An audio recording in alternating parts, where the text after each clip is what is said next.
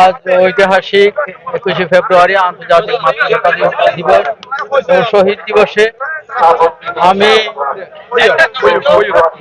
1952 সালে যে সমস্ত ছাত্র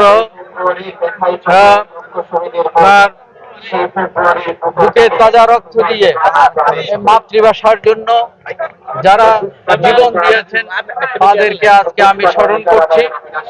এর পরবর্তী পর্যায়ক্রমে যারা এই দেশের স্বাধীনতা সার্বভৌমত্ব গণতন্ত্র বারবার হুমকির সম্মুখীন হয়েছে, তখন এই দেশে ছাত্র সমাজ সর্বপ্রথম এগিয়ে এসেছে। সর্বশেষ 2024-এ 5ই আগস্ট যে স্বৈরাচারী সরকারের বিরুদ্ধে যে ছাত্ররা বুকে তাজা রক্ত দিয়ে আবার এই দেশকে আপনার স্বাধীনতা গণতন্ত্র মুক্ত করেছে, ফ্যাসিস্টের বিদায় দিয়ে গণতন্ত্র আমরা ফিরে পেয়েছি। আজকে আমরা তারই ধারাবাহিকতায় আজকে মানুষ মন খুলে এই উপজেলা প্রশাসনে এসে এখানে তাদের যে গণতান্ত্রিক যে অধিকার সেটা আপনার করতে পারছে।